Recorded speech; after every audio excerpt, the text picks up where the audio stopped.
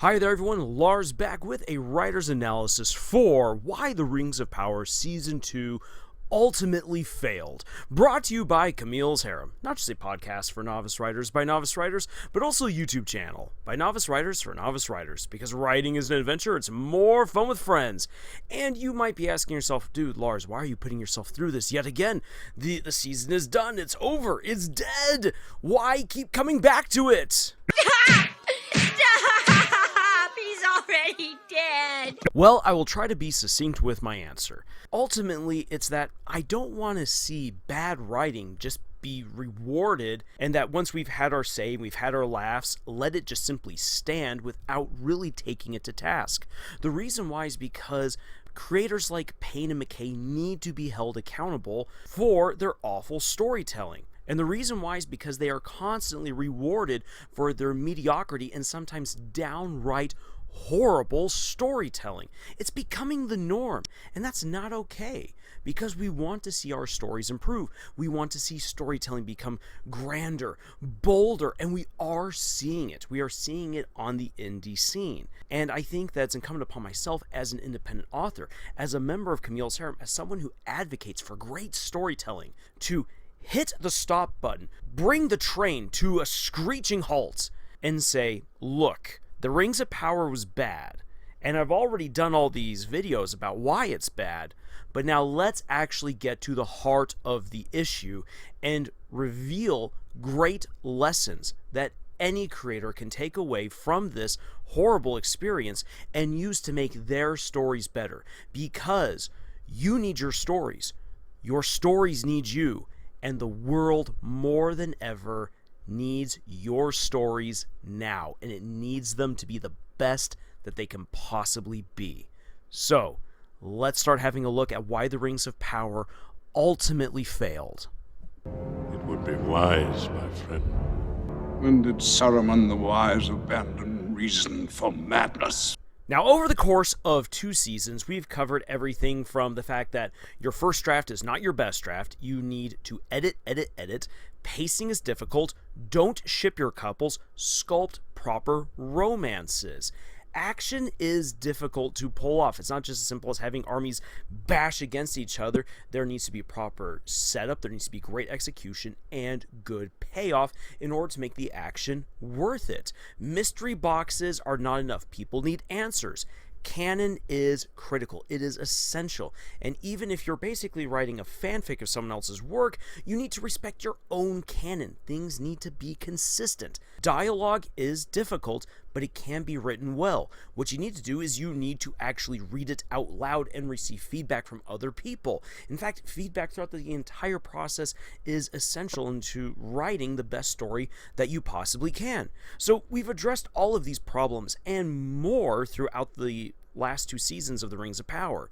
But now that we've seen Season 2 and we've seen what the writers have done, well, I think that the problem actually comes to something rather simple and honestly rather dumb. And I say simple and dumb because it's pretty straightforward. Like, once you know what the issue is, it should be so easy to fix it. And yet in 2 seasons, they have not. In fact, they've doubled down on all of their awful choices and have squandered so much fantastic opportunity with Tolkien's lore and even with some of their own original ideas. So what is this easy, simple, dumb problem? It is that J.D. Payne and Patrick McKay wanted to create both a spiritual prequel to the Lord of the Rings trilogy made by Peter Jackson, and they wanted to redo Peter Jackson's Lord of the Rings trilogy. We can see it all over the place. They are trying to lead us up to the War of the Ring, right to the beginning of the Peter Jackson movies. And they're constantly taking moments from the Peter Jackson movies and stitching them haphazardly into their show. And especially in this season, we see them lifting entire scenes and dialogue and moments out of the Fellowship of the Ring book and putting it into the Second Age where those moments do not belong. And it's such a huge problem. And I want you, and especially people who've enjoyed the show, I'm not telling you that you're wrong for enjoying this, but I want you to consider this, that if this show is meant to be a prequel to the Lord of the Rings trilogy, either to the books or to the movies especially, which seems to be what they're gunning for after this season, I want you to think about this. Was Galadriel actually telling the truth at the beginning of the Fellowship of the Ring? Let's listen to this. 3 were given to the elves, 7 to the dwarf lords, and 9 rings were gifted to the race of men. But they were all of them deceived. The Dark Lord Sauron forged in secret a master ring to control all others. Now, that is one of the best introductions to any fantasy movie ever. The problem is that according to the Rings of Power, it's all a lie. The rings were not gifted. They were a part of this grandiose scheme that Celebrimbor was a part of. The dwarves sold their rings. The elven rings were a trick devised by Sauron at a time where they needed to be healed, something that is never brought up at all within the Lord of the Rings. And the 9 rings for men were stolen. They were never gifted. And Galadriel has shown herself in this season to be an absolute fraud and liar, which then means that the Galadriel that we're supposed to look up to for guidance, advice, and insight cannot be trusted in any kind of way. Thereby, the opening to the Fellowship of the Ring has already been ruined if we were to take Rings of Power as canon, and the character of Galadriel is a charlatan. And the problem is that once you knock that domino over, it begins a crazy cascade. We can no longer truly trust Elrond. To a certain extent, we can then no longer trust Gandalf or any of the goodness of the elves. These cowards, these people who were used by Sauron as well. All the rings are evil. All the rings should be destroyed. But what's more, these elves are all capable of destroying the One Ring. They're forcing this on poor Frodo, thereby destroying him.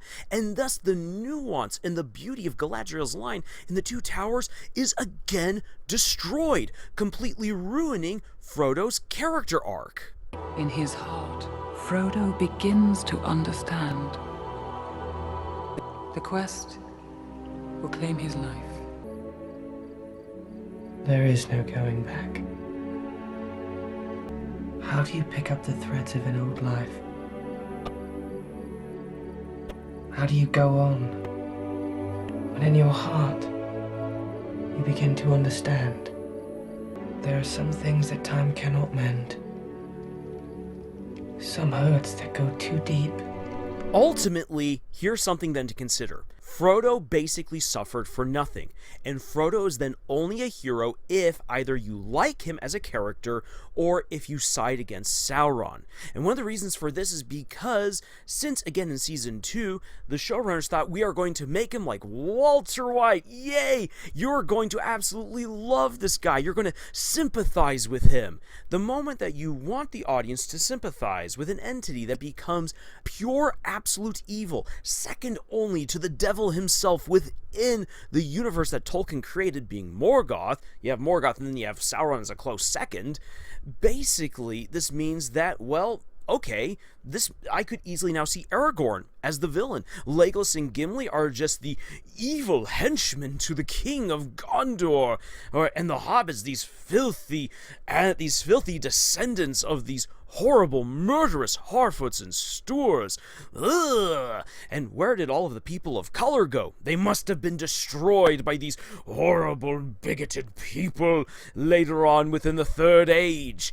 You're given all this information that ultimately, if you take it at face value within the Rings of Power, then you can only conclude that there is no good and evil, and that you could easily side with Sauron, and Frodo suffered for nothing. Does that sound like a stretch? No, it doesn't. Especially if you take what the Rings of Power gives us and you take it to its logical conclusion without breaking the canon of the show itself, as the writers themselves continue to contradict themselves from episode to episode and from season to season. So, coming back to it, because the Rings of Power wants to be the spiritual prequel to the Lord of the Rings trilogy, especially the one done by Peter Jackson, and as well be a remake of the Lord of the Rings trilogy, the moment that you realize that, you can immediately spot how these two stories are completely incongruent. They're non-compatible. They don't go together. Not only does the lore not line up in any kind of way, not only is the canon absolutely botched, but the themes of friendship, of heroism, of good versus evil, and of making the ultimate sacrifices are lost within these two seasons. Now, one person can argue that we still have 3 seasons to go and that these themes can now fully come on through. But one of the big problems here that was then highlighted by Sauron himself in his fight against Galadriel is that you have to touch the darkness in order to understand the light. But within the lore of this show, that means that all of those things that are light have now been corrupted, which means that, again, the heroes that we are going to see within the Lord of the Rings should not necessarily be trusted. We should view them more as morally gray individuals, which again kind of takes away a lot of the nuance and theme of the Lord of the Rings. You might think, wait a second, but don't gray characters actually bring their own kind of nuance? No, because the characters presented to us in the Rings of Power contradict anything that we can possibly learn from the Lord of the Rings trilogy. And this is why the problem is so sad, so simple, so dumb, is because this could have been easily avoided. This could have also been easily corrected.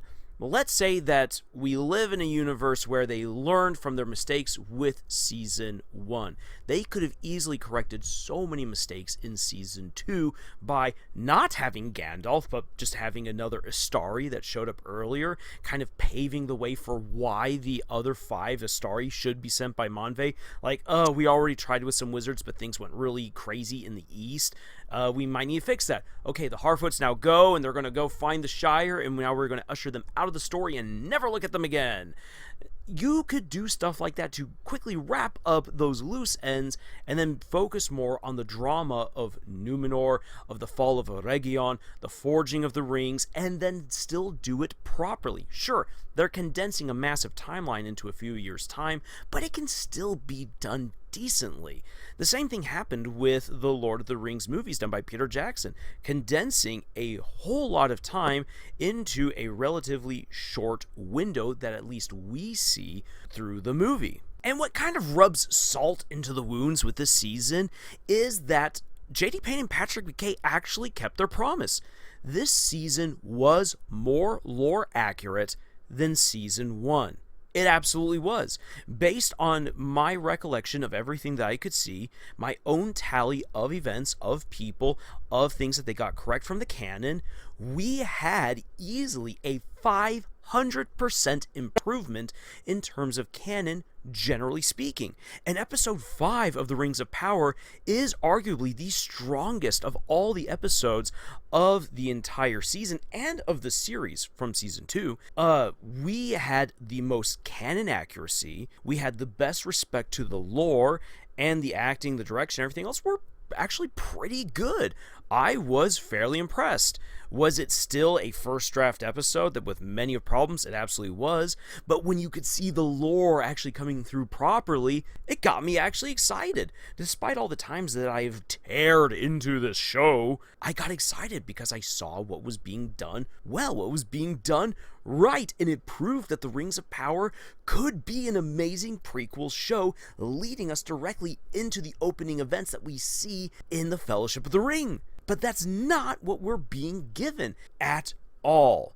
Now then, as someone who understands the lore better than J.D. Payne and Patrick McKay, but as someone who also recognizes what J.D. Payne and Patrick McKay have been doing to desecrate Tolkien's legacy, I can see how them speeding through so many important events at the end of Season 2 allows them to set up what is actually meant to be the main canon events leading up to Sauron losing his body, the fall of Numenor, and Elendil coming on over to Middle-earth, establishing his great kingdom, and the final alliance that will go up against Sauron within Mordor, and his ultimate defeat at the hands of Elendil, Gil-galad, and Isildur. So the interesting thing is that the season actually ends with them setting up all of those events to happen. And I would like to see those events happen. The problem is that I have no faith in them actually pulling it off, because almost every opportunity that they have to stick a knife into the gut of Tolkien's canon and twist it, they do. Episode 5 of this season showed that they could be canon accurate, but they refuse. They refuse to do what they should.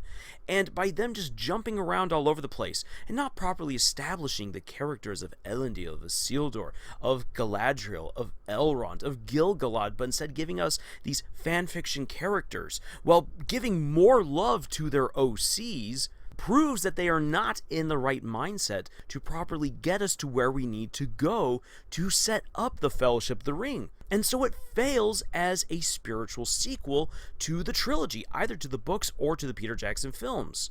And then as a remake of The Lord of the Rings, it absolutely fails because it's not The Lord of the Rings. It's just taking whatever they want from the movies and from the books and then stitching them in all Frankenstein-like. Tom Bombadil didn't need to be in the season. He shouldn't have been in the season at all. Choose another Maiar. You could have created another original character and made them a Maiar, and that would have been more interesting and less desecrating than using Tom Bombadil. And then having Gandalf and Saruman here, what on earth are they doing? This makes no sense. And this makes Gandalf look like an absolute idiot. Dude, if you've already been betrayed by Saruman before, why are you going back to Saruman again when you need him in the Fellowship of the Ring? Seeking answers, old friend. Your past. Your name. And in time, we will both be his successors. The hour grows late, and Gandalf the Grey rides to Isengard. My old friend, Saruman. And so don't you see what's happening here? The Rings of Power is absolutely failing because it fails at being a prequel in every way possible. This is ultimately some weird, bizarre fanfic that I would expect to find on Wattpad or fanfic.net or Archive of Us, read it a little bit, laugh at it, and then move on to the next thing. And then as a remake of The Lord of the Rings, it absolutely fails because it can't be a remake of The Lord of the Rings because it's set in the Second Age with a bunch of other characters, a completely different story, and a story that's been created out of whole cloth, which, you know what, if they had taken just some of the interesting subplots and side characters and spun off little side stories to be like, woohoo, here's 5 episodes of Adar, and really get us into the mind and life of one of the first orcs, an elf who had been captured and tortured, mutilated by the dark powers, and now is trying to reform his people. That would be really cool to see. But nope, we're not going to get that. Arondir and Bronwyn, okay, while the acting was really awful and the writing was even worse for these two, it would be interesting to explore what if you had a role reversal rather than a mortal man falling for a beautiful elven woman. You have an elven man falling for a beautiful mortal woman. That would have been really, really cool. And okay, let's explore this. Let's see where that adventure takes us. You could do something interesting with that. The problem is that these characters are just about as well respected as they respect Galadriel, which is to say, not at all. And so just the story is just falling apart. And the moment that you really again focus on how this show is trying to be a prequel but failing, and trying to be a remake and failing as well, that's when you begin to realize, oh my gosh, here's all of the problems with the writing. No good respect for these characters. Bad setup, bad pacing, bad dialogue, bad payoff, bad action, and just so many other things going wrong. And that is why then you get multiple videos, not just done by me, but by so many other people, breaking down why it doesn't work. And at least I'm trying to find good advice to help other people to realize, look, this is what you can do to avoid these issues in your own writing. So let's finally get to the solution to this simple, easy, dumb problem, and why it's applicable to you as a creator, because you are not going to be be in the writer's room for the Rings of Power. J.D. Payne and Patrick McKay are only going to surround themselves with yes men who are dedicated to the further destruction and desecration of Tolkien's legacy. That's what they're going to try to do, and ultimately they will fail. Tolkien's legacy will stand for another century, while these guys will be forgotten. So with that being said, then really what is the solution? And why should we even bother talking about it? Well, here is the solution. You need to respect your story. And when I say that, I mean, you really need to get to know your story. You need to know what it is that you're actually trying to tell. You need to get to know these characters. From your villains to your heroes, you need to know who they are. You can absolutely despise some of your own characters, but still be respectful to them in that you at least know them, and that you are going to give them proper time on the page to become the individuals that they need to be, and to live up to the themes that you wish to embody within your story, that you know where you are beginning and where you are ending, why you are beginning there and why you are ending there, that you are doing this because you love this story, and that's not just some simple cash grab.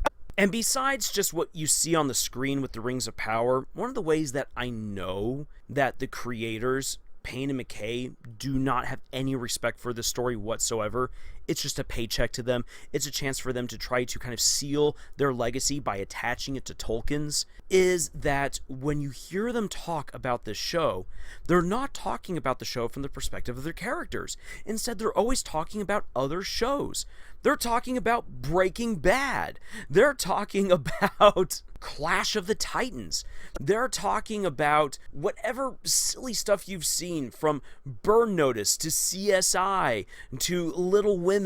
Just, you wonder, like, wait a second, what does any of this actually have to do with the story that you're telling about elves, orcs, magical rings, or anything like that?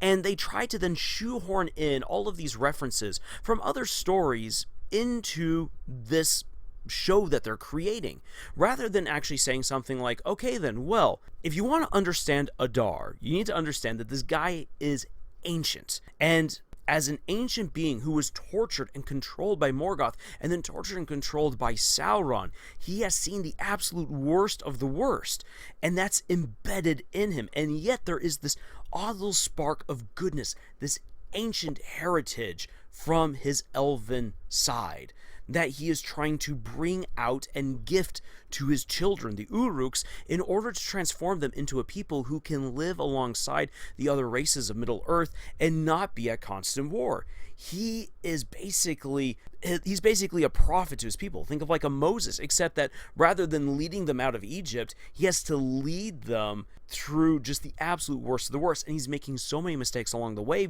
that we can see, but to him, this is just only right and proper because of what he's gone through. This makes him a very complicated character because, obviously, the ends don't justify the means, but this man is hoping, this elf is hoping, this Uruk is hoping that he will have just enough time to ensure that the ends do justify his means. And the sad thing, the tragedy for Adar, is that it all comes too soon to an end when he is betrayed by his children. Now then, what I have just described to you right there, that is more love and care than anything I have come across from J.D. Payne and Patrick McKay in regards to the orcs, and especially to this original character, Adar. In fact, I just recently watched an interview, a 5-minute long interview, talking about Adar and the nature of evil and the orcs, and never once did Payne and McKay talk about Adar's experience from Adar's perspective. No, instead they pulled from all these other movies and shows and books and used that to explain stuff, rather than talking about his perspective. And as a result of that, Adar is just a vessel for the storytellers and not his own character. He has been disrespected. And as a result, his story does not resonate the way that it should with us, the audience. People clung to him because he was interesting, and the two actors who portrayed him did the best that they could with what they were given. There was something there. We had the seed of a great idea, but it was never fully realized because the writers themselves sucked at following through with this, and because they did not respect Adar. Think about what's happened with Arondir. Arondir's not been respected at all. For crying out loud, they kill him in one episode to bring him back in the next without any explanation, completely contradicting what they've set up. Yeah, That's just dumb. And taking away any real significance to his character arc once they decide to write off Bronwyn rather than recasting her because like, oh, well, we really like this one actress and there's no way that we can possibly bring her back. And this now opens up more time to talk about Numenor and the Harfoots and the Stores. Yay! Oh my gosh, and thinking about the disrespect for the Numenorians and the Harfoots and the Stores, the Numenorians are absolute idiots. The Harfoots and the Stores are homicidal maniacs, and there's no reason to care about any of these cultures because they don't let us see the good of these cultures. They always focus on the bad. And then they have these rebels, these Nori and Poppy and Nobody and Isildur. Oh, don't you just love these characters? And don't you just love how Poppy and Nobody get together and smooch over a snake? Oh, it's so cute. No, it's not. It's dumb because I don't know these characters. And everything you've shown me about the Harfoots sucks. I don't like them. I don't like them at all. And you could have done something cool with the Stores, but no, you made the Stores awful. Trying to kill people in the middle of the desert simply because they broke some rules without ever explaining why the rules exist? Yeah, that's really going to endear people to them. And ultimately, there are so many other ways in which you can see the disrespect that the creators have shown to their own series. If they had respected Durin the Third and Durin the Fourth and that relationship, and even Disa, wouldn't we have gotten actually more of their relationship? For crying out loud, I would love to have seen them with the kids. Can you imagine just how emotional it would be to watch Durin the Third slip and become this tyrant if we had seen him being a proper grandfather? Holy cow, that would have plucked at our heartstrings. But no, they don't give us that. They don't give us the time to really cherish and enjoy the relationship that's supposed to be between Durin and his son and Disa. And Disa looks up to Durin the Third as her own surrogate father. It would have been nice to have actually seen that rather than just being told arbitrarily towards the end of the second season. It would have been nice to see this. And imagine if we had seen it. Just imagine how much people actually would have gravitated towards these characters. But because we didn't actually get any time with them, how could we ever come to love them? Again, an absolute disrespect to what could have been some great characters. Or think about Elrond. Elrond had some great moments in this season. Now imagine if we had actually gotten to see him really go on his own hero's adventure and not just constantly cut away to Galadriel, to give her girl boss moments. For one thing, that disrespects Galadriel by giving her these unearned girl boss moments because they just make her insufferable, when this should be the character that everyone loves and that everyone's rooting for as the main character of the series. And by taking away all that time from Elrond, we don't get to see his growth. Instead, he's now just the annoying sidekick to the girl boss that we all want to see Sauron defeat. And thinking of Sauron and Celebrimbor, imagine the great relationship that we could have seen on screen if they had been lore accurate in any kind of way. Of Celebrimbor being the mightiest gemsmith of all time, showing us how he can create these wonderful magical objects, only then to be wowed by Anatar, the giver of gifts, who gives him even greater knowledge, and together they start working on the rings, and even the lesser rings just wow the elves, and they're given away as little gifts to all these people, like, oh, look at this little spell that you can now do, and that's yours, you can try it out, and just how people are blessed by these amazing gifts that are being given, and that then Galadriel, and just imagine the sweet drama you could have gotten by Galadriel then being like, I don't trust this guy. There's something obviously wrong. And it would have been great. It would have actually built up her character even more to have her be in open opposition to Anatar. Have her give her explanation. People would be like, no, we don't trust you. Imagine the girl boss moment for when Galadriel can say, I am right. And then Galadriel, working with Celeborn, fights against Sauron's forces. Boom!